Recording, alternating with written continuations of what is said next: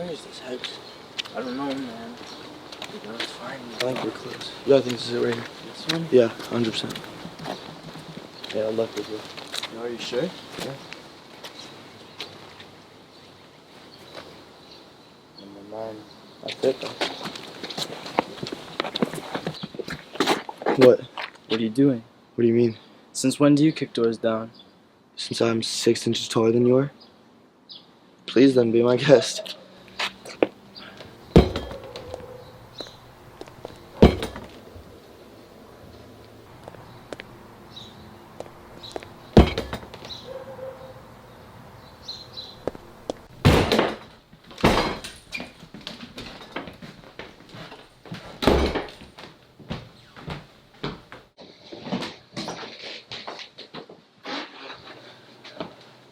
Where's your bread?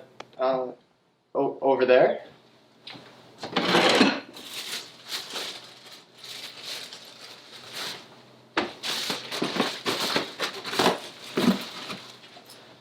Does the toaster work?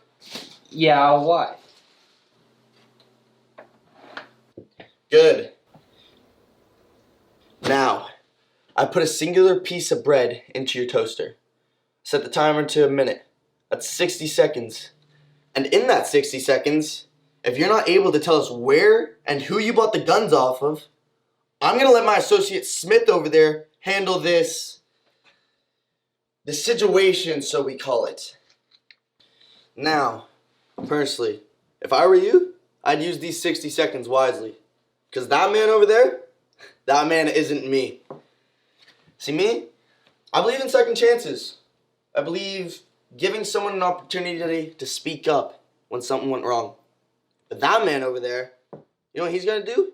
He's going to cut off every single one of your fingers until you tell us where the guns are.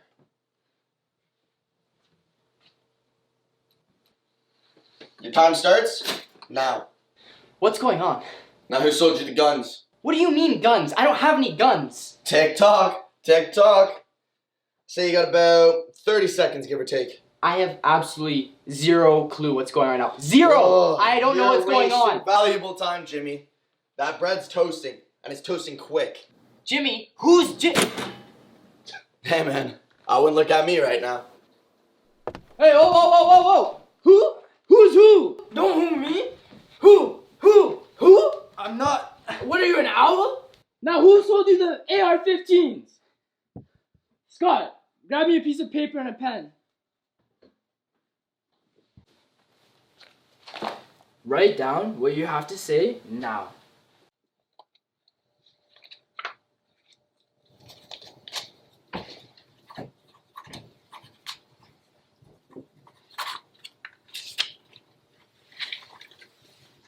What does it say?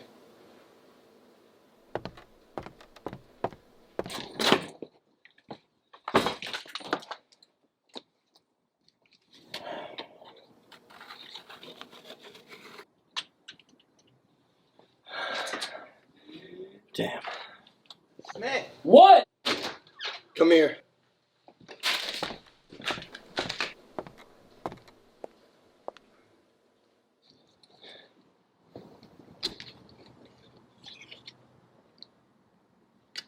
Damn.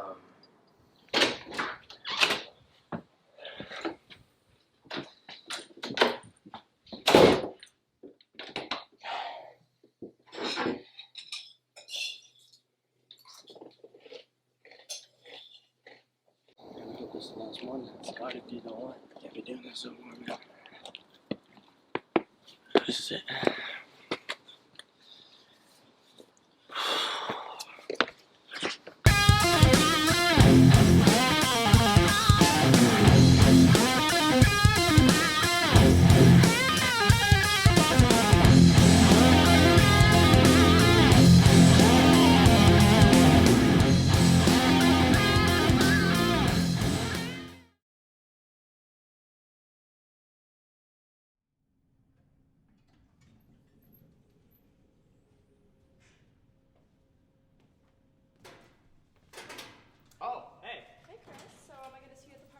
Oh, yeah, you will. First, I just gotta get home and get the car, you know? Alright, well, see you later. See ya.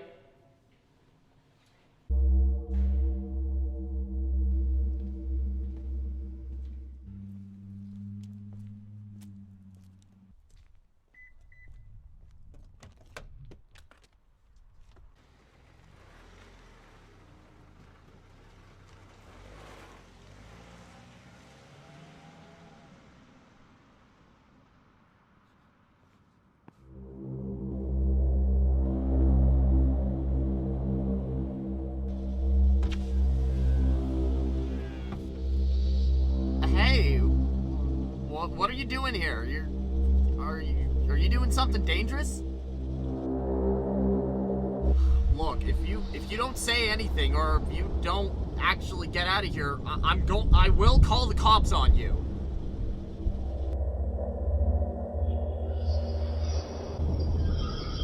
Okay? You gonna be like that? Okay. Yeah, I'm calling the cops on you. Can't just go around public places with a mask.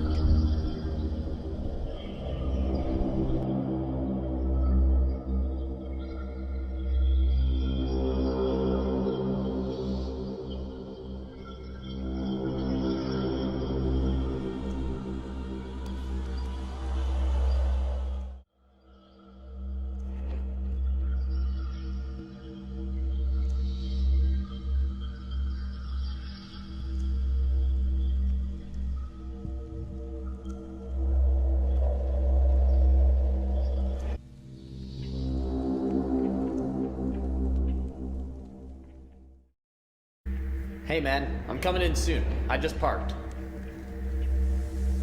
Okay, yes, I know I'm late, but I swear, I had the craziest fucking day today. I'll tell you about it later. Yeah, sounds good, man. Anyway, see ya.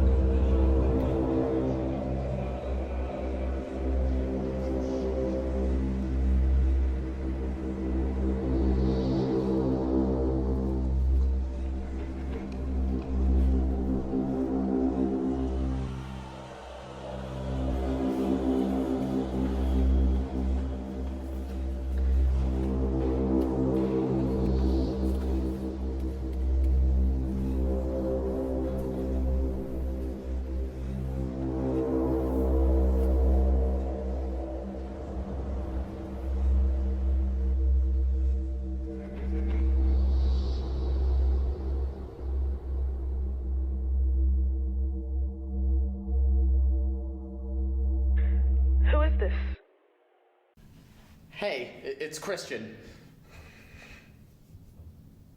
Listen, I don't know how you got Chris's phone, but this isn't funny. What? Is this some kind of prank or something?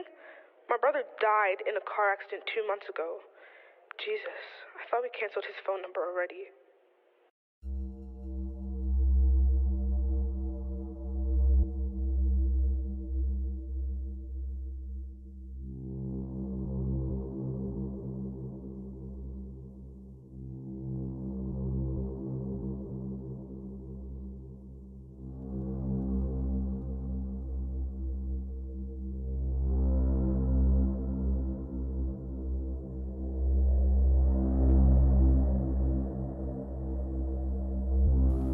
It's time.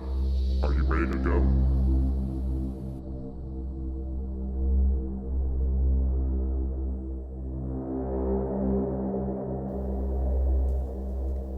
Yes.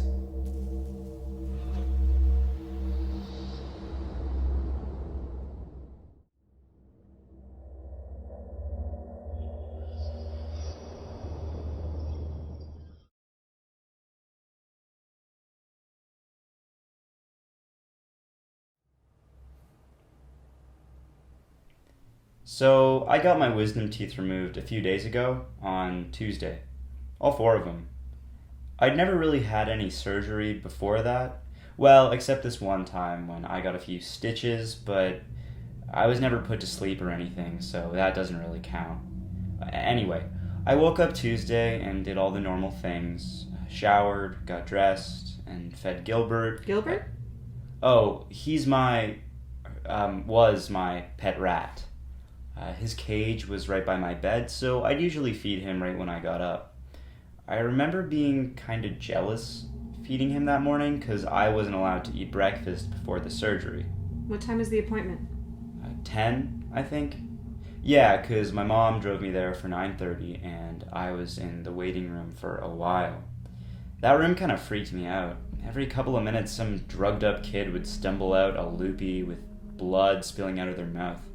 It got me thinking about all the different ways they could botch up my operation. But you went in anyway? Well, I didn't have much of a choice. My mom already paid for the whole thing. Plus, I'd been teething like a baby for the past few weeks and just wanted it to stop. So eventually, this nurse lady comes out and she calls my name. I followed her into this white operating room, and they always try to make those rooms look so sterile, but there was bloodstains on that plasticky dentist chair.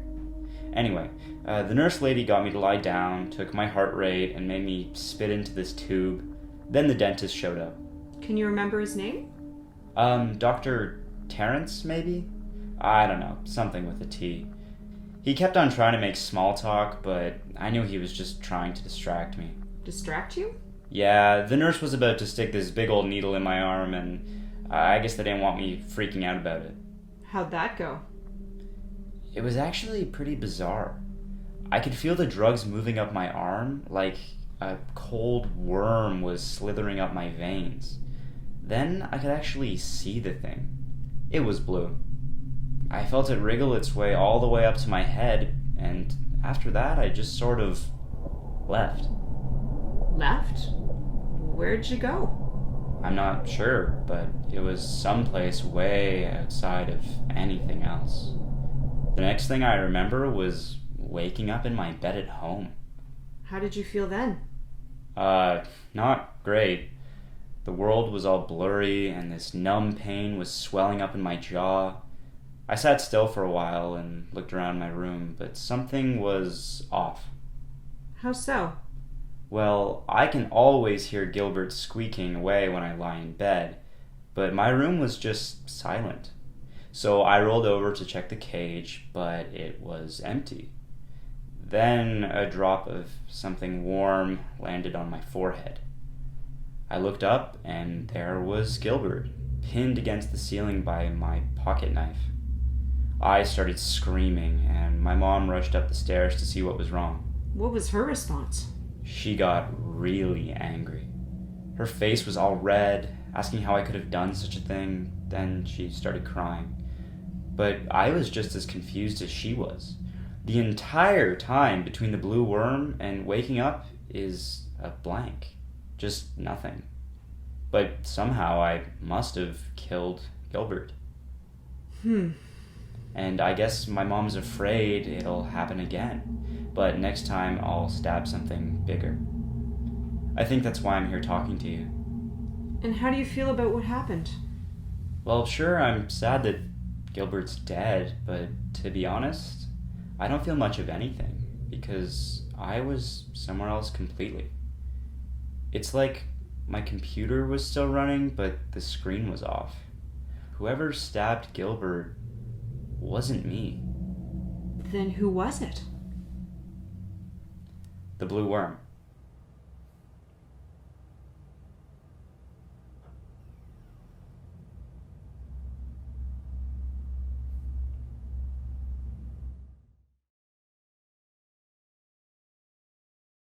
Flashes are inside here, you get an insight and you know something, but you don't want to say it out loud because you're kind of afraid that it's not going to be really true and it'll spoil the whole thing for you, But when somebody makes you say it, then, and it's true, then it just makes it more beautiful of a thing.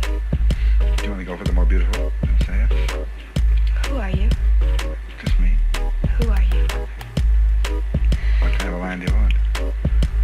he won't answer me because you already know what the insight was.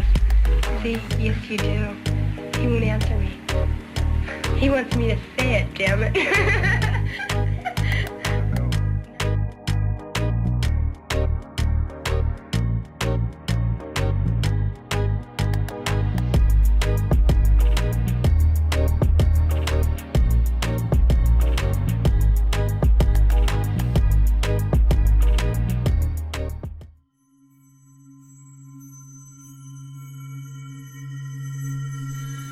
Take her away on a landslide on the slate of her defense.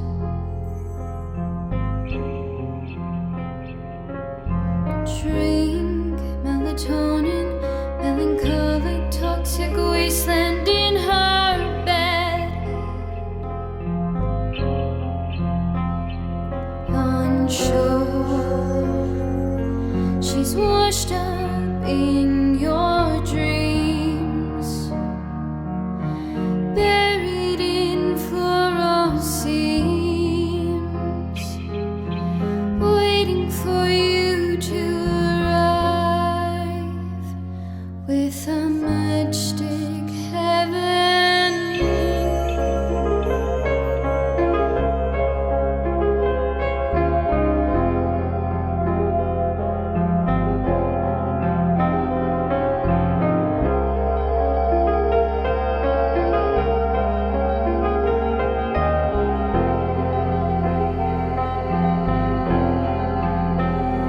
In love, she's laid out in your bed, cardboard cutout head, waiting for you to arrive tonight. Arrive tonight.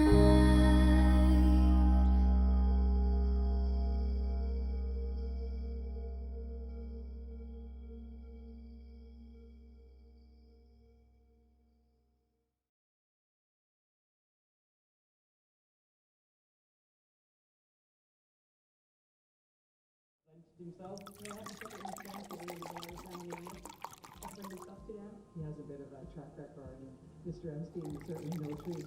I think it's good that, everyone's waking up to the fact that, there's nefarious activity going on. I think it's good.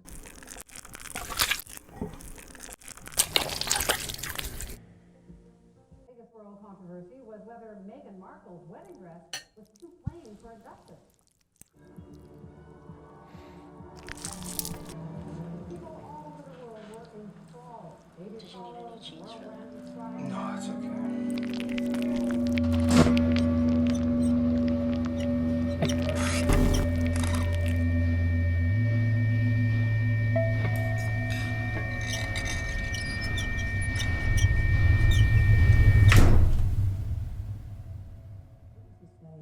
They saw many young girls coming and going at the time. Are you gonna finish that? Accompanied by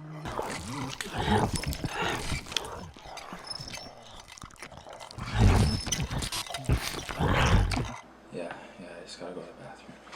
Okay. I wasn't a party to it, but that you were staying at the house of a convicted sex offender. it was a convenient place to stay.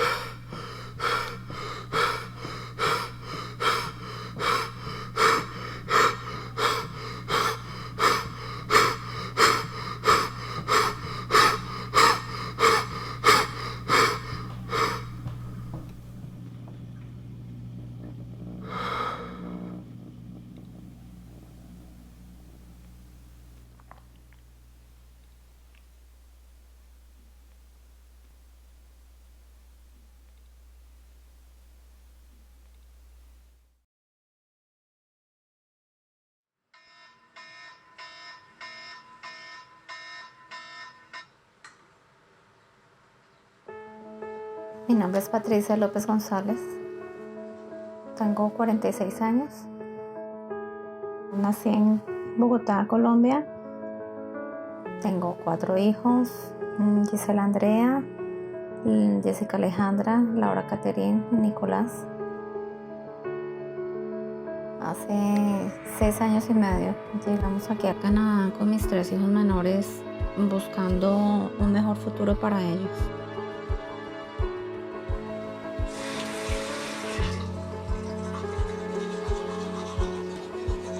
Actualmente tengo 3 trabajos. Tengo un full time con Timber Creek Communities. Tengo un part time en un nursing home, se llama People Care. Y tengo un seasonal job en el Budweiser Gardens.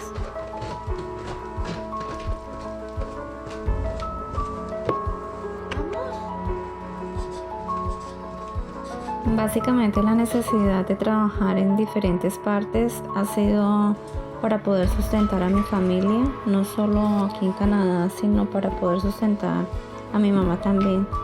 Entonces no me puedo quedar quieta con un solo trabajo.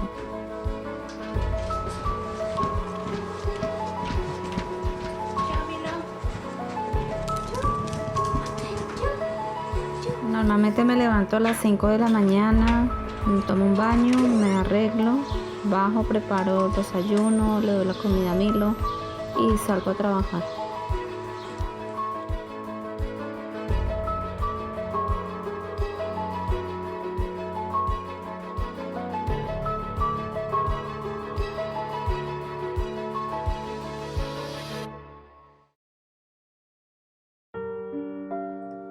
Nosotros llegamos aquí a Canadá porque Edgar viajó primero hace 10 años aproximadamente. En el momento que le dieron la residencia canadiense, él aplicó para podernos traer a nosotros como familia. Nosotros llegamos aquí 4 años y medio después de él haber llegado. Nunca fue fácil, la verdad. Ni en Colombia ni estando acá fue una relación muy fácil. Lamentablemente pues había maltrato físico y verbal. Cuando llegué aquí a Canadá tenía la esperanza de que la relación iba a cambiar, pero pues lamentablemente me di cuenta de que no había cambiado absolutamente nada y ya estaba cansada. Y tomé la decisión de separarme y emprender una nueva vida sola junto con mis hijos. Fue un poco duro, sobre todo estaba el temor de poder tener como una estabilidad económica para poder sostener los gastos de la casa y las necesidades básicas.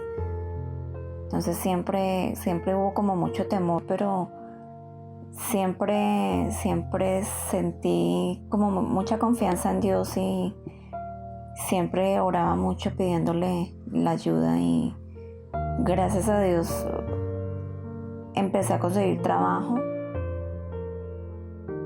Patricia es una mujer muy de admirar, es muy trabajadora, muy buena madre, muy buena amiga. Yo soy una persona que no creo mucho en las amistades, pero creo que a través de ella he aprendido que sí existe la amistad. Mis hijos adorados, los amo. Cada uno un mundo diferente, un dolor de cabeza diferente, pero los amo con todo mi corazón. My mother is loving, a hard worker, and charismatic.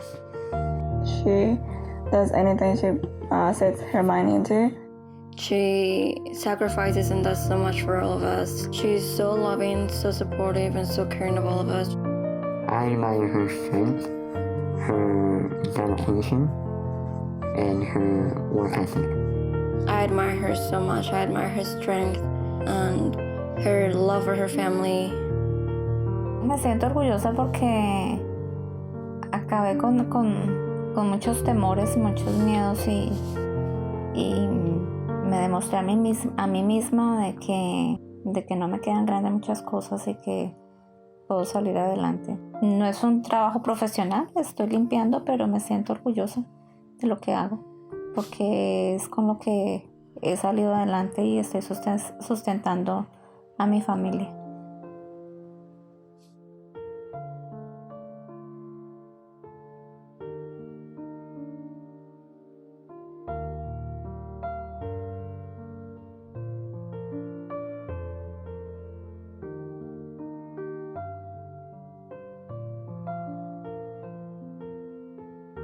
When it comes to the discussion of our changing climate, it can get very heavy. This topic is so vast and overwhelming that it is easier to turn away and ignore it.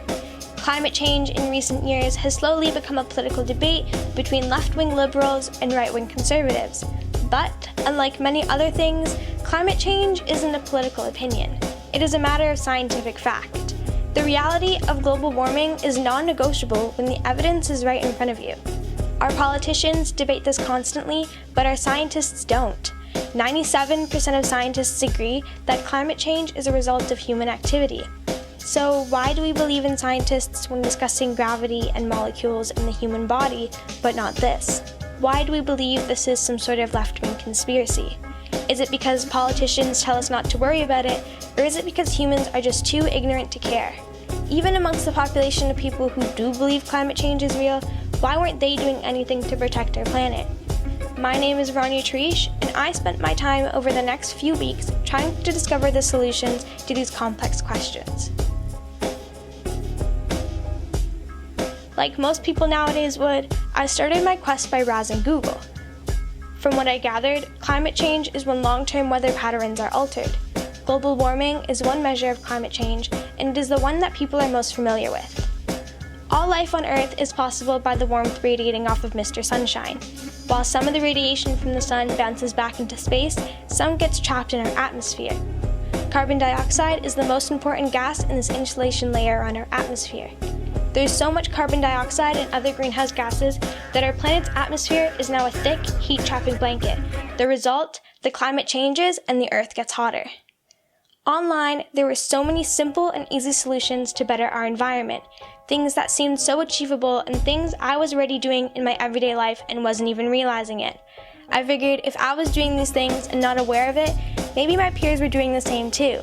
I wanted to take this broad spectrum of an idea and analyze it at a more local and connected level.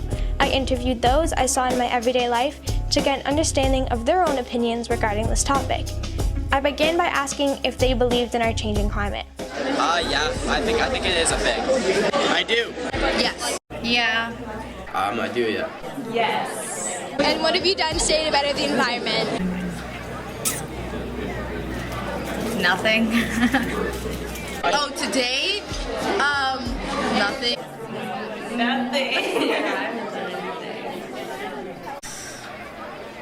I don't think I've done anything today. If I'm being honest, I haven't really done anything, but I think it's important that our whole world makes a change. After asking my peers, I realized that although they do believe in climate change, they weren't actually doing much to prevent its negative effects. I decided to get a different perspective of someone who was much more knowledgeable on this topic. So, I asked my high school's geography teacher, Dave Collins, to hear his views. I think there's a hesitation for people to want to do anything about climate change because it's very similar to voting. Sometimes we don't think that our one vote's going to make a difference, so therefore we don't feel like our one little action that we do or we choose to do is going to make a major impact. Mr. Collins had an interesting perspective as to why people aren't taking immediate action. His analogy of voting really helped me better understand this issue because it reinforced what I had already thought. People are apathetic. I wanted to further my understanding even more, so I spoke to professional climatologist Gordon McBain. I think we need to, first of all, get people to realize that we're a very prosperous but also a kind of wasteful society. We need to think from an environmental point of view broadly than climate change, but issues of sustainable development in the broad sense of that word as to how do we be less wasteful. What Gordon said was right. We need to ask ourselves, how do we be less wasteful on a regular basis?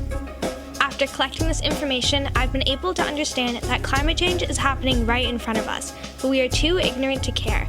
From the last few weeks, I've learned that it is action that must be taken to better our environment, not apathy.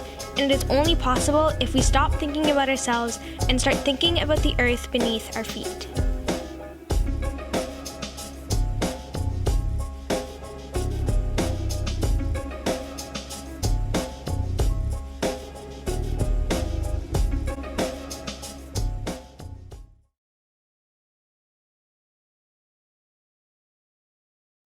Gibbons Park is a place for Londoners to take a break and enjoy the relaxing atmosphere along the Thames River.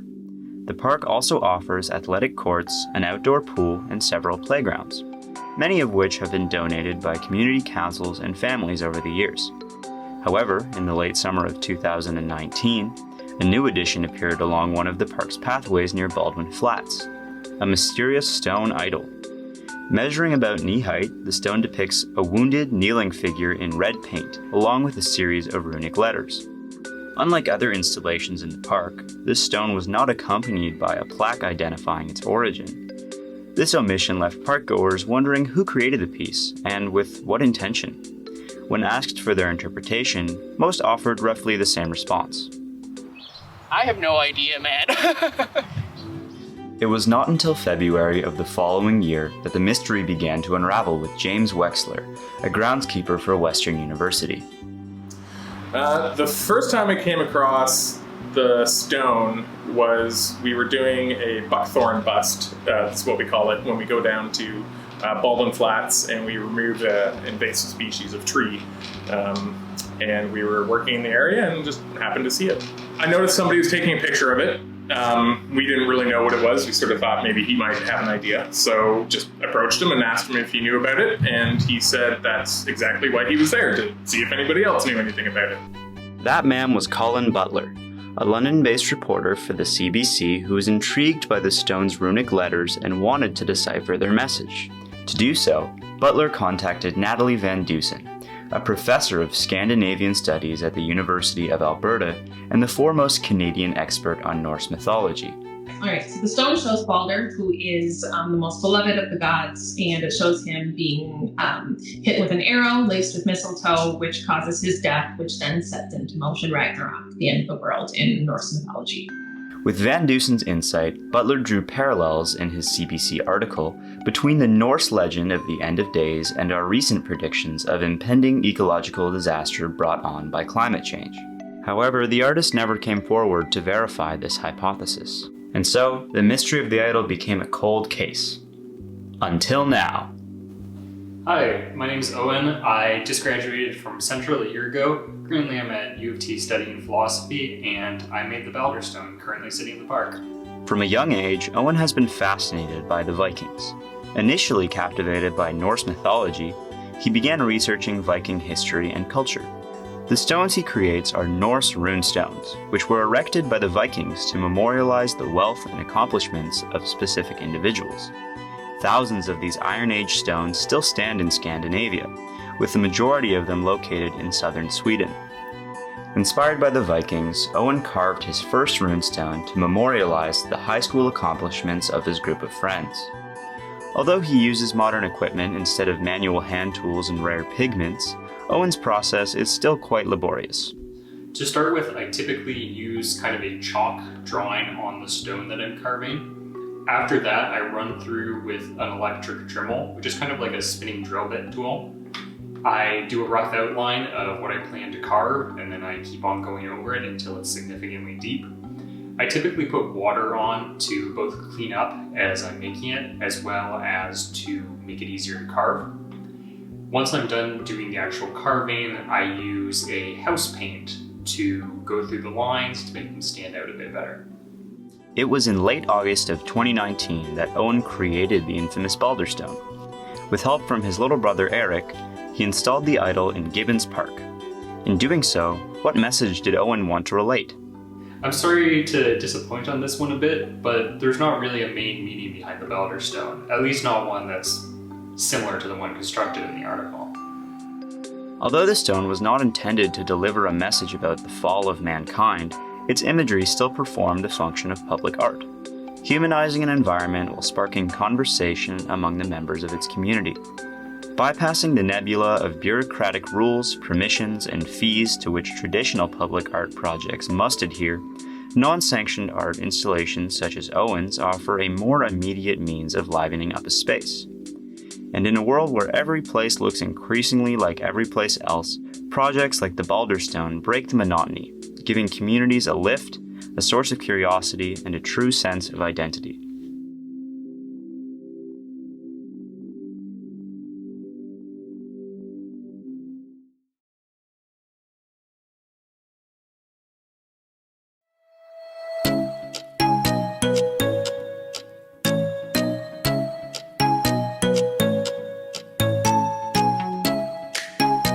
Hey there, my name is Wes. That's me.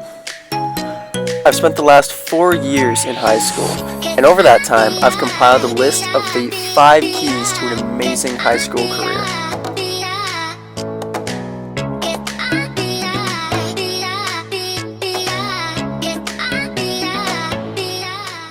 Number 1. Always, always, always push yourself outside of your comfort zone in everything you do. Talk to your crush, go to that party, say yes to your friend's dumb idea. These things build you up as a person and make you more confident. Just do it.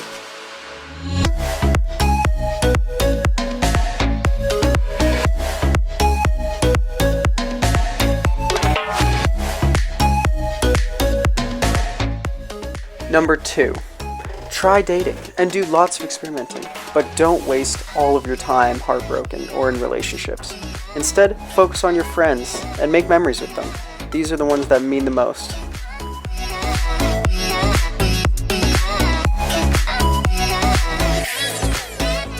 Number 3.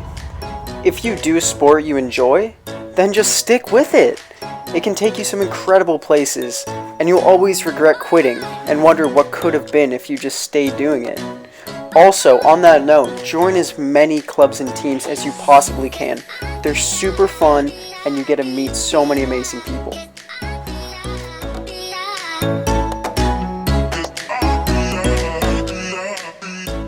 Number 4.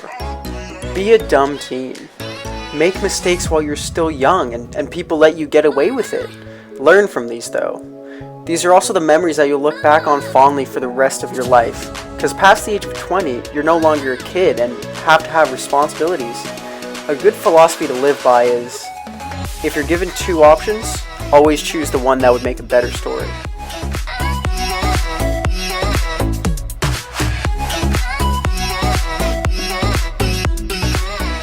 Number 5, and most importantly, just take it all in. High school goes by in a flash, so just enjoy every second and live your young life to the fullest. Don't waste any of it. Anyhow, that's all I've got. So with that, goodbye and good luck. Remember, be young, wild, and free, and live large. See ya.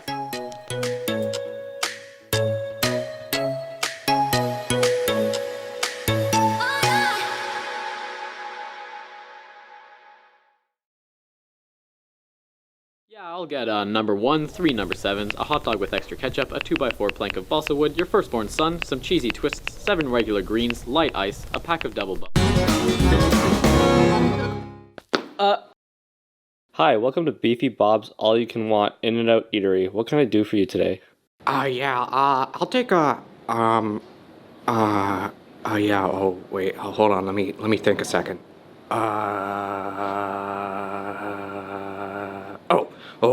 I'll have 1 water, please. Hi, I'll just have a medium grape soda, please. Sure thing. That'll be $3.20. Thank you. Hi, welcome to Beefy Bob's All You Can Want. Yeah, I'll have the same thing as the last guy. Alright, 1 pop. That'll just be $3.20. No, I want a quadruple patty deluxe. But, okay, that'll be $8.50. What? These prices are outrageous. Yeah. Can I get extra pickles on that? It's 30 more cents for that. Ugh! Your total is $4.90. There you go, my man. This is only $2. Oh, sorry, here. Sir, this is a frog. Okay. I'll be right back. Here. Thank you. Enjoy.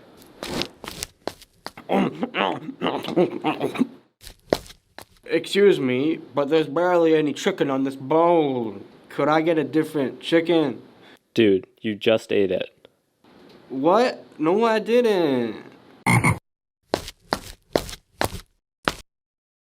Welcome to Beefy Bob's. Can I help you?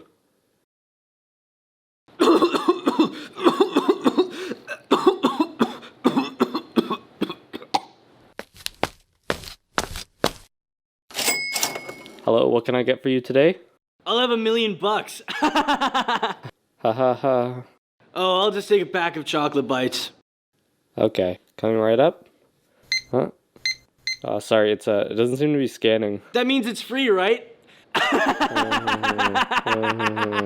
One moment, sorry, the register's having some issues.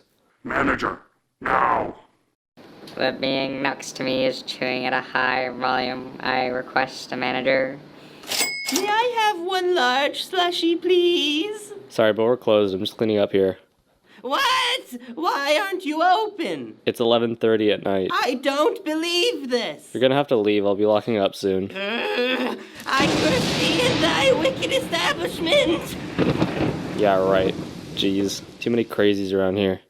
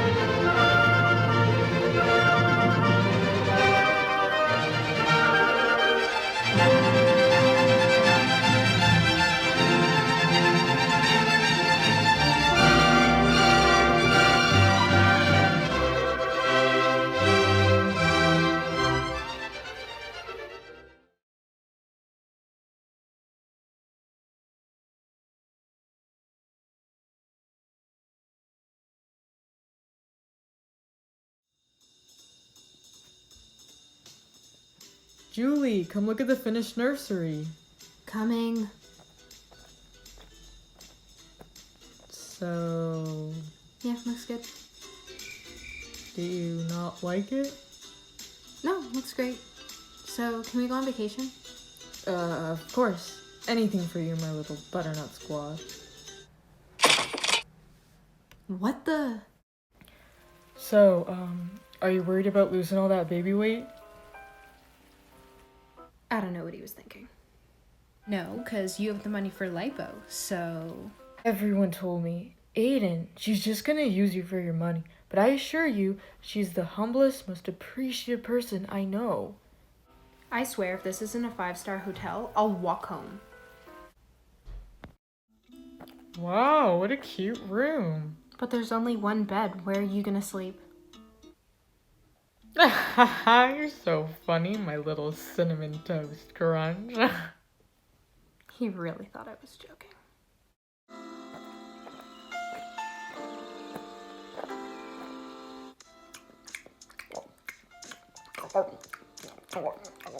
Honey, shouldn't you slow down? We have reservations in an hour.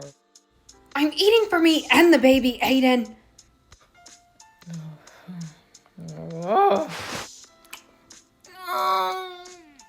See, honey, I told you, now you have a stomach ache. I could totally tell that was a contraction. But was I really gonna let this child ruin my vacation?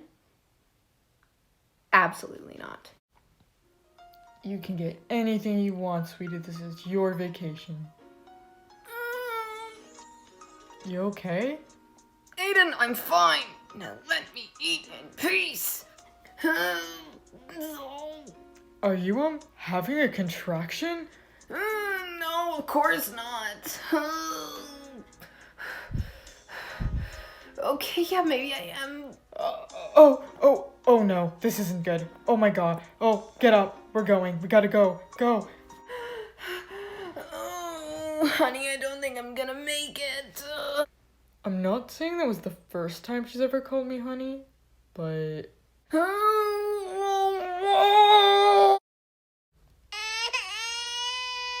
So I gave birth in the pool. Unfortunately, she doesn't look like me. But I don't mind.